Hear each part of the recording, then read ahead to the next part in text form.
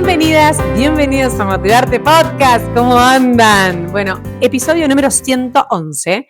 Es un episodio que verán que estoy sola, no hay nadie acompañándome, no voy a entrevistar a nadie porque voy a hacer el resumen de los aprendizajes más importantes de este año, que para mí fue el año más desafiante de mi vida. Y me gustaría, hice el trabajo de compilar todo esto que estuve analizando en profundidad, me senté conmigo, me volví a cruzar con mis dolores, con mis sombras, con mis alegrías y detecté algunos aprendizajes que para mí son fundamentales por varias cosas. Primero, que si yo quiero diagramar mi 2026 desde una perspectiva real y con ánimos de que sea un año distinto, bueno, yo tengo que ser una persona distinta, pero además voy a ser una persona mejorada y distinta si tomo todo lo que pasó como una forma de aprender. No puedo volver a reescribir la historia, pero sí puedo escribir una historia nueva con todo eso que aprendí en este año. Y siempre les digo lo mismo, esto es un compromiso con vos misma, o con vos mismo. Si vos querés ser mejor, tenés que tomarte cada cierto tiempo, un momento para vos, invertir tiempo, dinero, lo que sea en vos misma o en vos mismo, porque no hay tal cosa como que vos te conviertas en alguien mejor viviendo en un piloto automático donde nunca te paras a observar quién sos, en quién te convertiste, qué estás haciendo por los demás, qué estás haciendo por vos, qué mejoraste, qué cosas tenés que seguir trabajando. Y por supuesto que muchas veces es un proceso incómodo, es mucho mejor irte con algunos amigos, scrollear el celular, mirar una serie, pero si vos te escapás de eso, al final del día te estás escapando de vos misma, de vos mismo y de la posibilidad de ser mejor. Y como te digo siempre, de ser mejor, no solamente para vos, sino también para las personas que amás que están cerca tuyo. Así que yo detecté estos 10 aprendizajes, no son fáciles, no me resultaron nada fáciles. Este año me costó muchísimo, emocionalmente fue muy duro, pero fue probablemente el año que más crecí en mi vida y estoy muy contenta y agradecida de haber pasado por ahí, más allá de que no lo hubiera elegido nunca, porque siento que la persona que soy hoy es una persona mucho mejor que la que era hace un año, y hace 2, y hace 3, y así. Y eso quiere decir que, si bien me voy tropezando, sigo empujando para adelante. El primer aprendizaje, la lista no está hecha en función de orden de prioridad, pero naturalmente cuando empezás a pensar en estas cosas, es como que, quieras o no, hay algo que te sale primero, hay algunos aprendizajes que vienen automáticamente, otros que tenés que probablemente buscarlos un poco más en la profundidad de tu corazón.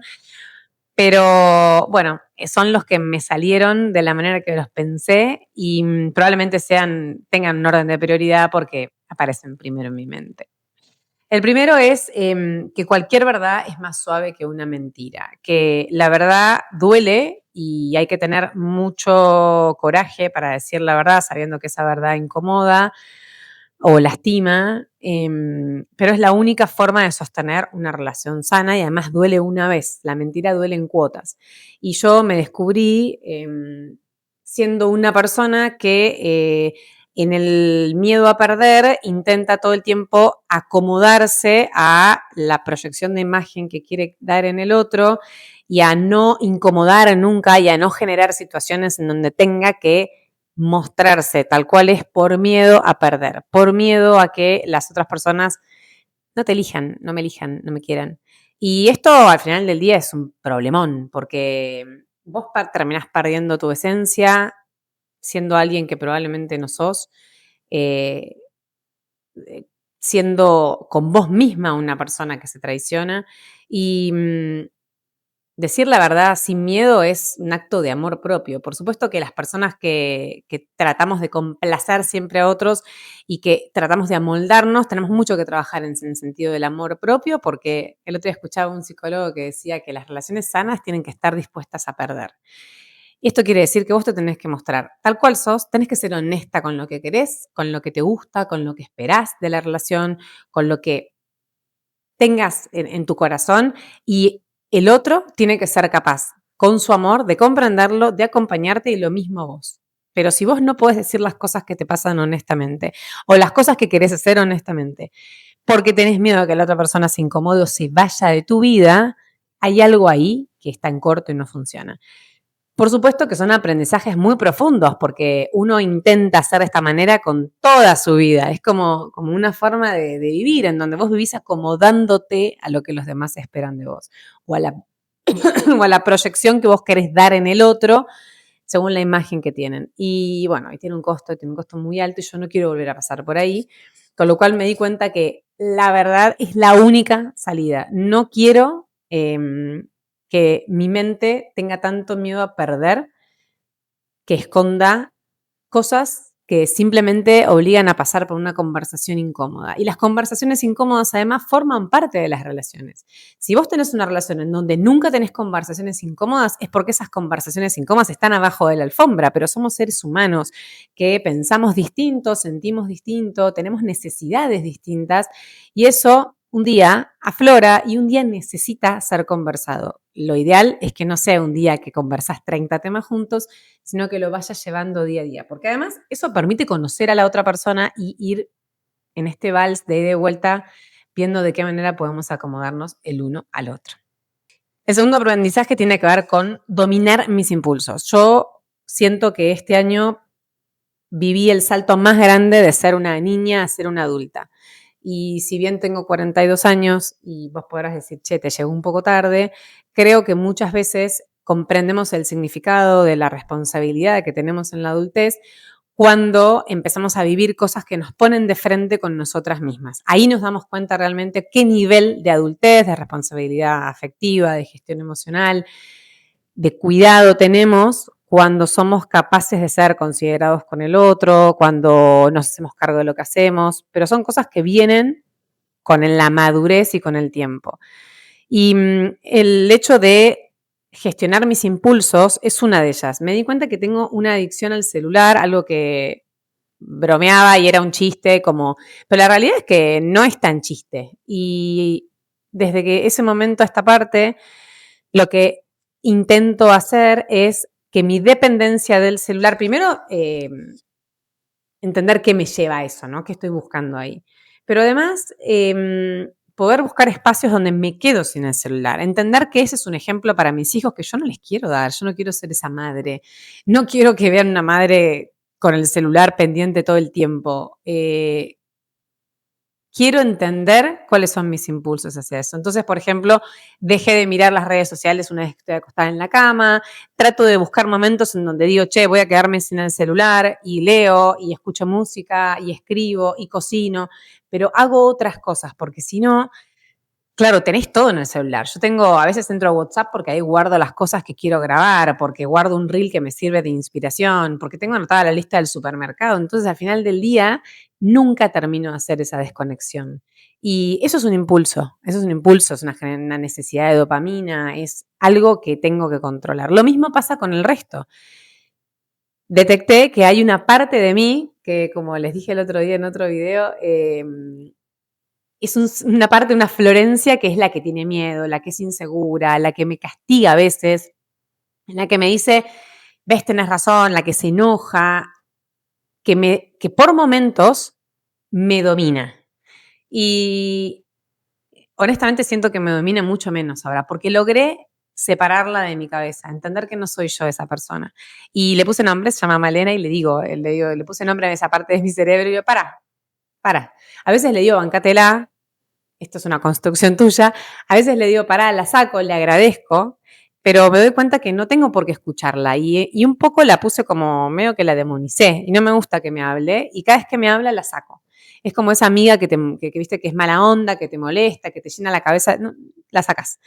Y no es fácil, pero es un ejercicio, que es un hábito. Y cada vez me doy cuenta que me resulta más fácil y a la vez trato de hacer crecer la otra Florencia, la que sí me ayuda, la que me habla bien, la que es comprensiva, la que tiene autocompasión. Y esa Florencia que me da seguridad, que me hace confiar en mí, que me alimenta el amor propio, es la que trato de que tenga la voz más fuerte. Bajarle el volumen a la Florencia, que le puse Malena, que es mala onda, que no me ayuda, que me quita energía y que me aflora todos mis miedos y mis fantasmas y darle más volumen a la otra. Y es un proceso, por supuesto que tampoco es lineal y no siempre logro hacerlo con total éxito, pero lo hago mucho más que antes y aparte lo detecté. Entonces cada vez que me lleva esta Florencia a un impulso de enojo o de celos o de ira, trato de bajarla, de que no aparezca tanto. Y bueno, ojalá algún día logre que directamente desaparezca, pero por lo menos ahora siento que está ahí en una jaulita y la tengo un poco más dominada. Esa Florencia que me impulsa y que me hace hablar cuando no tengo que hablar y enojarme cuando no me tengo que enojar, trato de tenerla controlada. Y también es la misma que busca la seguridad en el celular, que busca la dopamina y que trato de, no necesitas tanto esto. El tercer aprendizaje es que concretar sueños es tan abrumador como hermoso. Yo este año me mudé a una casa que pensé y que construí con mi familia, con mucho amor, que es la casa para mí más linda del mundo, porque aparte es una casa heroína, digo yo, es una casa muy mía. Y todo eso me trajo otras cosas también, ¿no? Me trajo esto de empezar a entender cómo habito estos nuevos espacios, qué creo acá con mis hijos, cómo hago para que estas paredes sean mías realmente, para sentirlas hogar, cuánto me hago cargo de las responsabilidades que implican tener una casa. Por eso les digo que hice el salto más grande como de niña a mujer. Tener una casa y las responsabilidades que eso implica, desde las deudas, la administración de mi economía, mis proyecciones a futuro, porque por supuesto todo eso es como que recién aparece cuando tenés una casa, se perpetúa en el tiempo y hacerme cargo desde que se rompa algo y llamar a alguien que tenga que arreglarlo, entender cuáles son desde los impuestos que tengo que pagar, cómo mantenerla, mis propios hábitos con el cuidado de la casa, el orden, cómo le transmito eso a mis hijos. En mi caso, mi casa fue este símbolo de hacerme cargo de cosas que no me gustan. Durante mucho tiempo, probablemente la mayor parte de mi vida, intenté delegar en otras personas cosas que no me gustan, como por ejemplo la gestión de mi economía, no sé, los trámites, el orden, pero al final del día me di cuenta que yo no puedo ser solamente una persona compuesta y construida con cosas que sí me divierten. Todo esto forma parte de mi universo de adulta y además forma parte de algo que me ayuda a crecer. Me hice cargo de mis impuestos de mi trabajo, de entender cómo tengo que estar inscripta con un contador, de administrar mejor mis recursos, de ver de qué manera invertía lo que tenía. Entendí que si yo no soy protagonista de eso, nunca voy a poder crecer como quiero. Porque siempre estoy bajo el ala de alguien más que lo hace por mí. Y no lo entiendo, y no entiendo los procesos, y eso, yo no quiero eso. Quiero ser una persona que puede ser independiente al 100% y mi casa fue un poco símbolo de eso. En tu caso puede ser cualquier otra cosa. Puede ser que empezaste un emprendimiento, puede ser que te separaste y te quedaste sola con tus hijos o te quedaste con una responsabilidad nueva y la necesidad de buscar un lugar y un trabajo. Cada uno tiene su símbolo de crecimiento. Mi símbolo de crecimiento fue este y obviamente es lindo, pero vas cambiando la piel. Yo digo que soy como las serpientes, ¿no? Que tienen un proceso en donde cambian la piel y hay momentos en el medio que son momentos donde todavía no tenés la piel nueva y estás dejando la vieja y te cuesta, te sentís como que no encajás. Pero al final del día, si seguís siendo fiel a lo que vos querés y apostando a lo que vos soñás, vas a encontrar ese lugar donde tenga la horma de tu zapato. Frase vieja que dije. Pero bueno, ese fue el tercer aprendizaje. El cuarto aprendizaje es que creo momentos con mis hijos como una forma de vencer el tiempo. Yo no sé si soy la mejor madre todo el día. Tengo que asumir que a veces me canso, a veces les tengo menos paciencia de la que me gustaría y no hay un problema con eso. No me genera, o sea, creo que forma parte de la danza de la vida, ¿no? O sea, mis hijos son chicos, demandan. Pero también me di cuenta que crear momentos con ellos hace que se inmortalicen en el tiempo y que estoy ahora creando las memorias que van a contarle a sus nietos. Estoy ahora creando parte de lo que va a ser la etapa más importante de su vida, la que están formando su personalidad, la que están escribiendo sus primeras historias, sus primeros amigos. Y en este sentido, mi casa me ayudó un montón y no es cuestión por ahí de la casa, es cuestión de proponértelo, es cuestión de tomarte el tiempo para entender qué cosas puedes compartir con ellos que les queden para siempre. Yo quiero que mis hijos vean unos panqueques de banana y digan, ay, mi mamá siempre cuando era chica me hacía desayunar los fines de semana con panqueques de banana y ese olor les traiga un momento. Quiero que vean la pizza y se acuerden que todos los sábados comíamos una pizza y veíamos una peli como yo hacía con mis papás.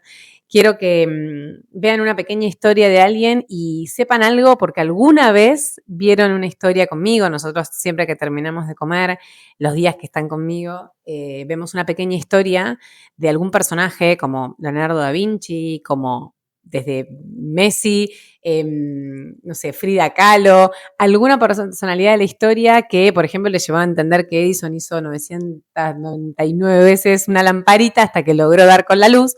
Y todo eso les va quedando y sobre todo va despertando su curiosidad. Pero ellos saben que terminamos de comer y vemos una pequeña historia. Son 10 minutos, 9 minutos, pero hay algo ahí que es un ritual.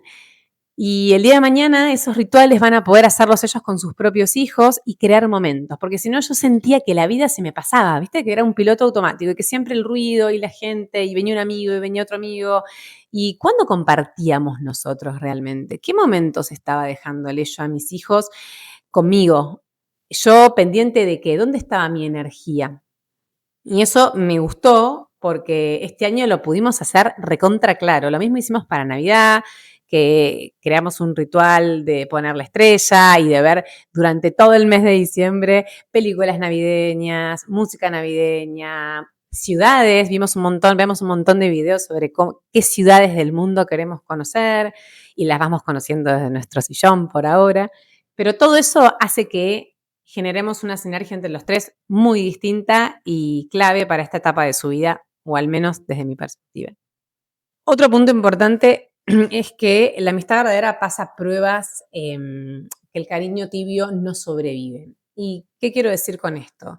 Para mí, este año fue un año muy especial con respecto a las amistades y a los vínculos porque siento que algunos no los atendí como realmente se merecían por estar en mi nube. Les dije al principio que fue un año emocionalmente muy duro. Algunos me di cuenta que por ahí no eran tan no importantes, pero sino tan resistentes como yo pensaba, tan sólidos. Algunos me di cuenta que resueno más de lo que pensaba y que tengo que profundizarlos porque me interesan esas personas. Y también uno va cambiando esto, los intereses, la decisión de cómo y en qué invertir su tiempo. Y creo que el volverme un poco más introspectiva hizo que, perdiera algunos vínculos, otros no, pero me parece que está bueno entender que a medida que nosotros crecemos, también van creciendo algunos vínculos y otros van quedando en el camino. Y forma parte natural, ¿no? De cuando vas compartiendo más cosas con alguna persona, menos cosas. Y no quiere decir que esas personas salgan para siempre de tu vida. Quiere decir que en este momento tenés ese vínculo que es lo que está bien para los dos, pero que el día de mañana se puede reconvertir o no, o pueden aparecer personas nuevas, pero creo que mi 2026 va a tener que ver mucho con esto, ¿no? Con poder alimentar amistades que realmente creo valiosas y, y poder entender que hay otras que tienen que irse y las que tienen que irse tenemos que soltarlas y ya está, y es parte de la vida, ¿no? El punto número 6 de mis aprendizajes es que hacer crecer un proyecto es un trabajo silencioso. Este año me frustré un montón de veces porque si vos tenés un emprendimiento me vas a entender, o si creaste algo me vas a entender. A veces uno tiene la idea de que, bueno, si sos buena en algo o vos crees que sos buena en algo, al final del día en algún momento la oportunidad va a aparecer y vas a poder cumplir ese sueño, vivir de lo que querés hacer. Y la realidad es que no existe tal cosa. Hay un trabajo silencioso, hay una tolerancia a los no, hay mains, hay noches que te quedaste trabajando hasta tarde, hay un montón de días que resignaste a hacer otras cosas porque tenías que trabajar en tu proyecto, que lo haces con gusto probablemente. Yo en mi caso disfruto absolutamente al 100% de todo lo que hago. al 101, que este año me lo tatué.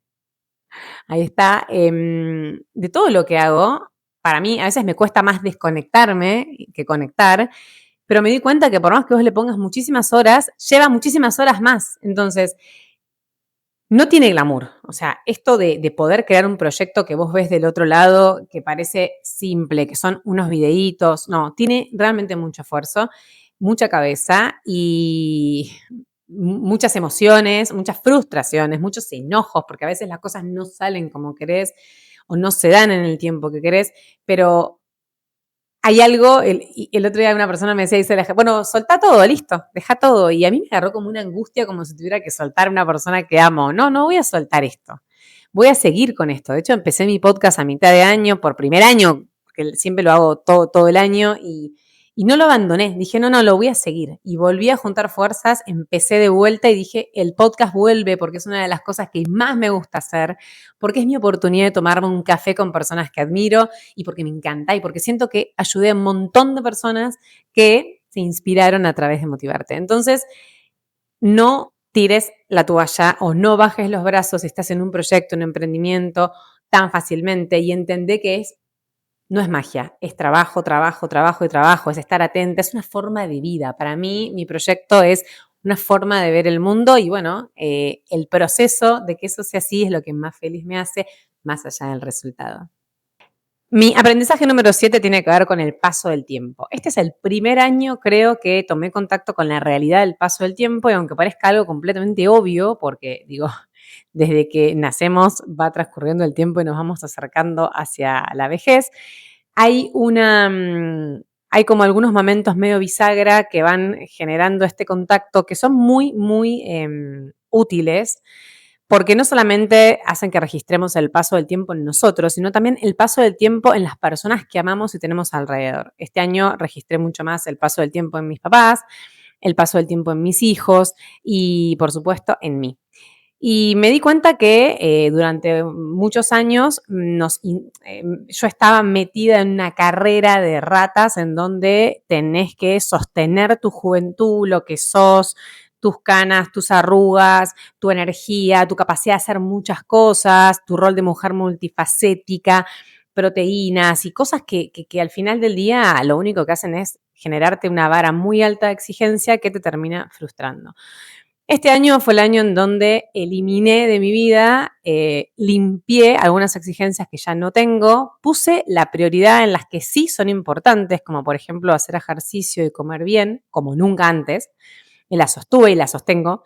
Y además, más allá de que eso es un círculo completamente virtuoso, porque a medida que me doy cuenta que puedo, me siento más contenta de que lo puedo sostener, lo contagio en mis hijos, lo contagio en mis amigas, en mis papás todavía, bueno, un poco el ejercicio más o menos, pero creo que la alimentación un poco más. Pero lo que te quiero decir con esto es que dejé de resistirme al paso del tiempo. De hecho, soy la única de mis amigas que no tiene nada hecho en la cara y soy la que parece más vieja, pero es una realidad y empecé a evitarlo, digo, empecé a evitar mi madurez, este momento de mi vida que creo que es un momento muy especial porque todavía tengo un montón de aspectos de la juventud que están vivos, pero al mismo tiempo conviven con algunos aspectos de la madurez que me ayudan a tomar mejores decisiones, a tener mejores perspectivas, a poder seguir teniendo ilusiones y sueños de acá al futuro. Entonces, creo que tomar contacto con esa realidad nos ayuda y escribí algo que tiene que ver con eso que me gustaría leerte. Si sos una mujer que está, o un hombre, pero bueno, por ahí este podcast tiene más mujeres del otro lado, que está atravesando la mediana edad o una edad de adultez más avanzada, es importante que no te resistas, que lo aceptes porque no hay nada que podamos hacer contra eso, con lo cual la peor decisión y que puedas tomar conciencia de todo lo positivo que tiene eso, porque el haber vivido mucho tiempo o el haber vivido muchas cosas te permite poder vivir mejor hoy y también poder ayudar a que los demás vivan mejor a través de tus experiencias. Esto es lo que escribí. Escucha. Durante años nos enseñaron a correr, a llegar antes, a parecernos a una versión más joven de nosotras mismas, como si el valor estuviera siempre puesto atrás, donde nunca estamos. El paso del tiempo para muchas mujeres también para mí, fue presentado como una amenaza, una cuenta regresiva, un enemigo al que tenés que disimular, tapar o corregir. Pero lejos de eso, el tiempo no nos quita, el tiempo revela. Revela qué vínculos eran reales y cuáles sosteníamos por miedo, que nos puede ayudar mucho la experiencia. Qué sueños eran propios y cuáles heredamos. Qué versiones de nosotras ya no encajan aunque alguna vez nos hayan salvado. Aceptar el paso del tiempo no es resignarse, es dejar de pelear una batalla imposible y empezar a usar esa energía para vivir mejor. Porque hay algo profundamente liberador en dejar de querer volver. Es entender que no se trata de recuperar quiénes fuimos, sino de honrar quiénes somos ahora. El tiempo, cuando se lo acepta, afina la mirada, nos devuelve nos vuelve más selectivas, menos disponibles para lo que ya no vibra, decís mucho menos que sí cuando sos más grande, y más honestas con lo que duele y con lo que ya no duele. Tal vez la verdadera madurez no sea tener todas las respuestas, sino animarse a vivir con más preguntas más verdaderas. Aceptar el paso del tiempo es dejar de pedirle permiso a la vida, es entender que cada arruga es una historia no borrada y que cada cambio en el cuerpo es también un cambio en la conciencia. Y que no estamos llegando tarde a nada, sino que estamos llegando a nosotras. El aprendizaje número 8 tiene que ver con la curiosidad. En los últimos años hablé mucho de curiosidad porque para mí fue un descubrimiento que me cambió la vida y lo digo siempre, por eso quiero alimentar en mis hijos la curiosidad desde muy chiquititos, porque la angustia se cura con las manos. Y en los momentos que estuve más angustiada, que estuve más triste, que me sentí más sola, me sentí más en el pozo más profundo, el crear me ayudó a poder salir de ahí. El crear me dio vida, me dio energía, me dio alas, me dio la capacidad de ayudar a otras personas, de generar algo, de ponerme a prueba a mí misma, de desarrollar mi creatividad, de compartir con otras personas. Realmente siento que crear y que la curiosidad es la antesala de crear, porque este año fui alumna otra vez, como vengo siendo hace varios años, pero creo que este año concretamente descubrí muchas personas que a través de sus canales de YouTube, a través de sus podcasts o de sus libros, me ayudaron a entender la historia, la filosofía, la arquitectura, el arte, como nunca la había entendido antes. Y eso para mí es un upgrade enorme, no solamente porque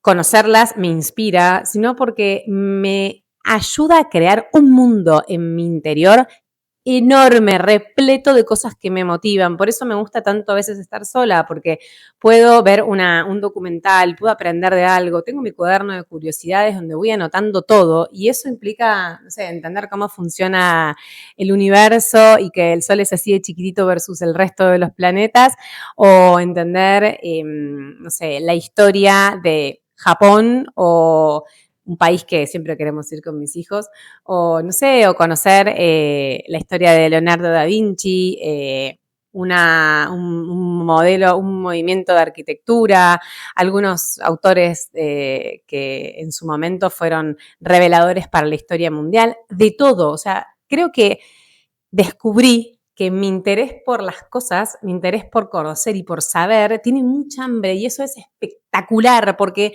siempre va a haber una motivación, porque vas a la librería y te querés comprar todos los libros, porque empezás a conocer lo más profundo de la realidad y a mí me cambió la vida. Yo apuesto porque si no sos una persona todavía curiosa y no te da curiosidad nada, empieces a hacerte algunas preguntas que te despierten esa curiosidad. Capaz que tu curiosidad tiene que ver con la música, capaz que tiene que ver solamente con un aspecto del arte como no sé, la pintura, capaz que te gusta el cine, no importa. Empezar por alguito así chiquito, mirando alguna youtuber o un youtuber que te interese, buscando canales que te puedan. Yo descubrí canales que me ayudan a viajar y un chico con una GoPro viaja en su bicicleta por Italia y yo siento que viajo con él. Veo orquestas o sinfonías o recitales de muchísimos lugares del mundo que representan obras que yo ni siquiera sabía que existían y es maravilloso. Realmente. Y cuando encontrás esas perlitas de la vida, las compartís y así mucha más gente puede seguir trabajando su curiosidad y salvándose. A mí, mi curiosidad y mi capacidad de crear cosas nuevas realmente me ayudó muchísimo en los peores momentos. La número 9 es que aprendí que las relaciones no vienen a cubrir tus deseos, sino a enseñarte las cosas que tenés aún por resolver.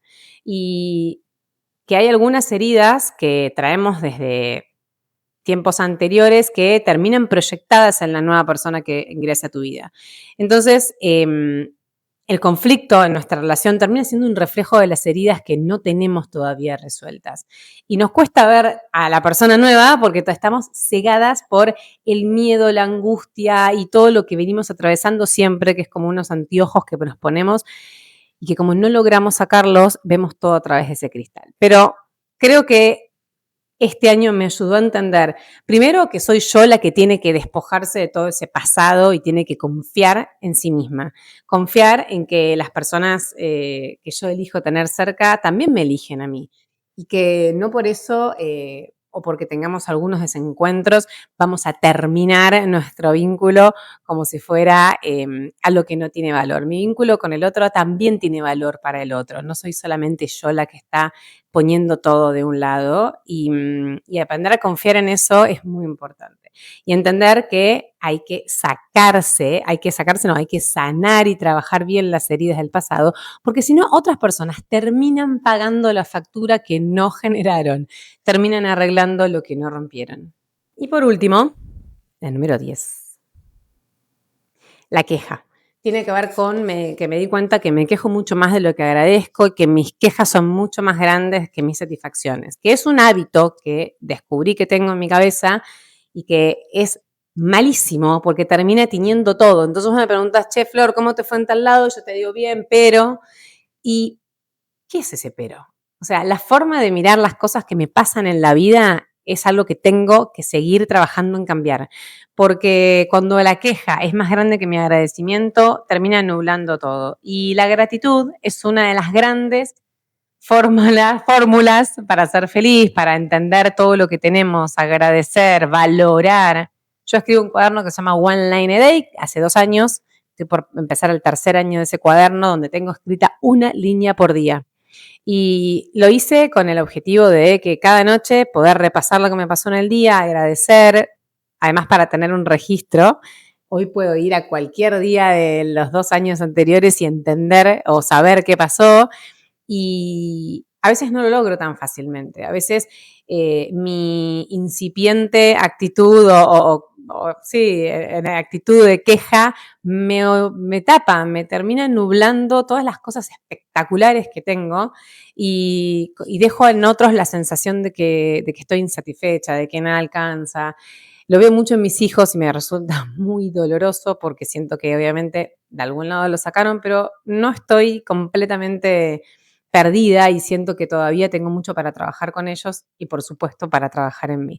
Pero la queja, que es algo que además veo en mis consultas muchísimo, porque es lo primero que se nos viene a la cabeza, lo negativo, todo esto que el cerebro utiliza para protegernos, es algo que está recontra, además está como aplaudido, porque vos vas a un lugar y parece que vos conectás desde un lugar distinto con la gente que se queja. Es como que tiene más cosas para alimentar la porquería de la afuera, el ego, el chisme.